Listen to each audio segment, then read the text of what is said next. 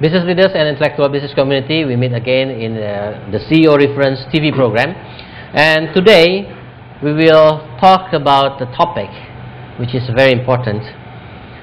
Does a CEO network really work? Yeah. And with us is Mr. Jan Vistisen. He is the Executive Director of EGN Singapore. EGN stands for Executive Global Network in Singapore. So please give applause to Jan. Thank you very much. Thank you. Thank you. The reason I talk about this topic is that currently everybody understands that network is very important, but not many people agrees what degree of importance is a network to their success. I mean, network is important, and network can contribute to your success, but to what degree? And there are so many networks available. If you want to be involved in network, there are hundreds maybe networks available for you to join. But the question is, does the network give you something? Because joining a network and maintaining a network is not the free thing. You have to invest. Sometimes you invest money, and often you invest money, and most of the time, of course, you have to invest your time and then your attention, your activity. That is more important. That costs you more than the money itself, because your time is much more important.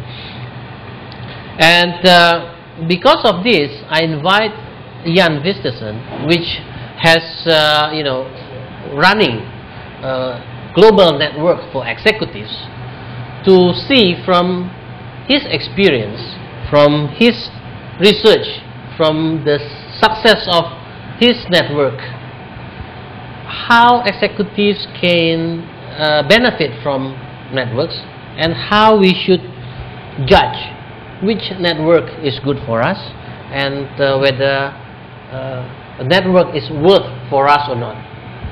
Okay, as an anchor for our discussion, I'd like to take an article from Harvard Business Review, December 2005, titled "How to Build Your Network," written by two professors from Kellogg School of Management, Brian Utsey and Shannon Dunlap. In this article, it's mentioned that there was a story in this article telling us that actually Bill Gates can be successful like this because of network. So the story behind Bill Gates was given a project of IBM at a time to develop the software, the operating system for IBM, was that Bill Gates. Bill Gates set up the company called Microsoft. I think from the name, he was very humble. It was not only micro, but it was also soft. But actually, he set up Microsoft in a garage. It's not really a big company. And how come such a small company, a setup company, Microsoft, could win the contract of IBM to develop the OS? IBM at the time was a giant company. So the story behind that was revealed by this article said that at the time when IBM opened up for vendors to supply them with the operating system, as usual, big companies look for other big companies to partner with, right? Like you, for example, if you are rich persons, you would like to find another rich family to become your in-laws, rather than to find another smaller family, not well-to-do family, rather than your size, But because of this, Microsoft proposal was not considered by IBM at the time, and at the time, it happened that the mother of Bill Gates, her name was Mary Gates, knew John Aker. John Aker was the vice president of IBM at the time, and Mary and John Aker was in the organizations, social organization, that they knew each other. So Mary told John, you know that in this time, America has a lot of potential people, young people. They set up new companies. They are brilliant, but unfortunately, big companies don't want to consider them. They only want to consider big companies. So because of this, John Aker started to think, oh, it might be true, that he started to open up the proposals from small companies. And the rest of story, that you know, that Microsoft won the contract of IBM, and that was the first step, that big step that makes Microsoft become Microsoft. Becomes big, yeah, become big now. Okay, now you see that this is the idea was written in this article, that even Bill Gates need network to change his life, and the change of network was very tremendous. Yeah. In this article mentioned that there are 3 benefits of having a network. First, you can get the private information.